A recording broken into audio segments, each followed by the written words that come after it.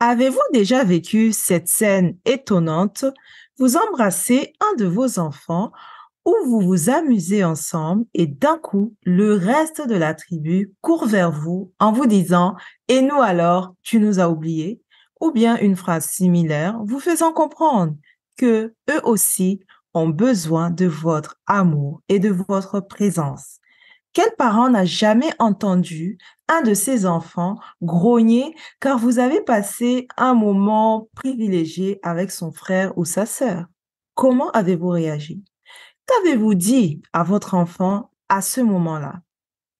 On peut aller encore plus loin.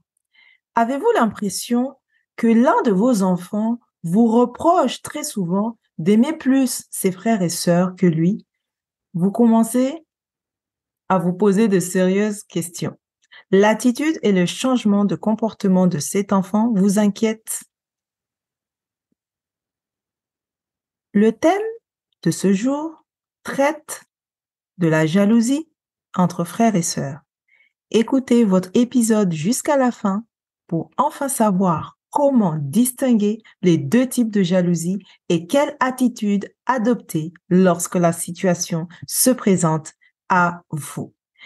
Bonjour, chers mamans leaders. Soyez la bienvenue dans La Voix de l'Enfant podcast, le rendez-vous des mamans leaders qui désirent développer le potentiel infini de leurs enfants et ce, dès le plus jeune âge, tout en bâtissant leur vie professionnelle de rêve pour leur idéal de vie familiale. Sachez que vous êtes déjà la meilleure maman pour vos enfants. Ici Dounia Salam, votre éclaireuse, coach parentale et familiale, écrivaine et auteure du livre 312 pensées positives, maman leader, bâtissez, réussissez et gagnez. Disponible chez Amazon. Vous désirez vivre une vie qui vous ressemble et vous inspire, alors ce livre est écrit pour vous.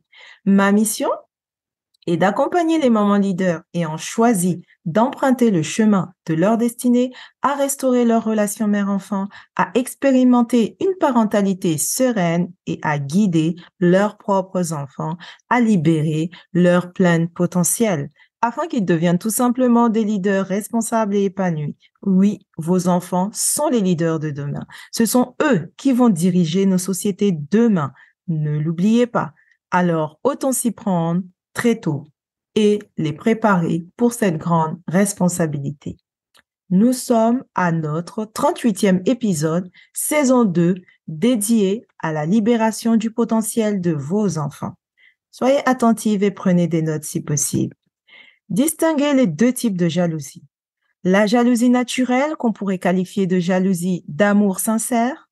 L'enfant ici réclame le même amour ou votre présence. Et cela s'arrête là, dans la joie et la bonne humeur. Et en général, vous éclatez tous de rire, car vous avez su remarquer sa graine de jalousie. Notez ceci, même si vos enfants expriment leur jalousie d'amour naturel, rassurez-les toujours. Vous les aimez. Chacun a une place particulière dans votre cœur. Et en tant que frères et sœurs, apprenez-leur à rester soudés, quoi qu'il arrive. Imaginez un instant vos enfants devenus adultes. Comment aimeriez-vous qu'ils résolvent leurs différends entre frères et sœurs? Aimeriez-vous qu'à leur âge, ils viennent vous solliciter encore pour trouver une solution ou l'inverse?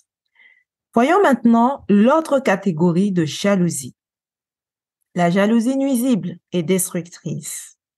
Comment elle se manifeste chez l'enfant? Peut-être vous l'avez déjà vécu. L'enfant va détruire les affaires de ses frères et sœurs. L'enfant va se mettre en colère et vous ne comprenez pas pourquoi. L'enfant va bouder en permanence et refuser de vous parler. L'enfant s'enferme dans sa chambre. L'enfant va frapper ou faire du mal à son frère ou à sa sœur, mais dans l'intention de le blesser. Cet enfant en question se mettra parfois au travers de votre chemin lorsque vous voulez vous occuper de ses autres frères et sœurs. Ce type de jalousie est un frein à la croissance personnelle de l'enfant concerné et à l'épanouissement de la famille. Un jour, une dame est venue me voir. Un de ses enfants avait un comportement bizarre avec ses frères et sœurs. Ce sont ses mots. Elle ne comprenait pas pourquoi il ne voulait pas partager les jouets avec les autres enfants, ni pour quelles raisons il se mettait toujours à l'écart. Après étude de son cas, on a pu identifier que l'enfant en question était très jaloux de ses frères et sœurs et de l'amour que sa maman leur portait. Étant l'aîné de la famille, ce jeune garçon avait vécu seul durant plusieurs années avec la présence et l'amour exclusif de sa maman. Et désormais, avec l'arrivée de ses frères et sœurs dans la famille, il devait partager sa maman. Au fond, l'intéressé ne le supportait pas, au point où il allait jusqu'à blesser intentionnellement ses frères et sœurs. Lorsque sa maman lui demandait les raisons de son geste, il répondait tout simplement qu'il ne savait pas. Et vous, chère maman, avez-vous connu une telle situation avec vos enfants? Ou bien le vivez-vous en ce moment même? Retenez donc que la jalousie nocive, destructrice, peut survenir à la naissance d'un deuxième ou un autre enfant dans la famille. Mais ce n'est pas toujours le cas. Tout dépend de comment vous avez préparé vos enfants à la venue du nouveau-né. Face à certains comportements de votre enfant, identifiez toujours si c'est une jalousie naturelle ou une jalousie nocive et prenez les mesures adéquates rapidement pour que chacun puisse retrouver sa paix intérieure et sa sérénité au sein de votre foyer. Très important. Question de réflexion. Comment pouvez-vous rassurer vos enfants afin que chacun puisse trouver sa place dans la fratrie et s'épanouir? Comment pouvez-vous aider vos enfants à être plus soudés entre eux? Avez-vous une activité particulière qui peut renforcer l'amour et la solidarité entre la fratrie?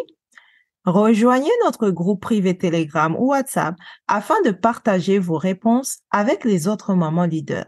Nous serons ravis de vous accueillir dans notre univers. Jetez un coup d'œil dans la description. Souvenez-vous toujours que vous, parents, êtes le meilleur guide pour votre enfant.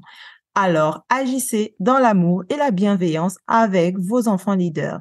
La décision finale vous revient. Le bon moment, c'était hier. Le meilleur moment pour agir, c'est maintenant. C'était Dunia Salam, votre éclaireuse. Éduquer autrement pour une vie choisie et prospère.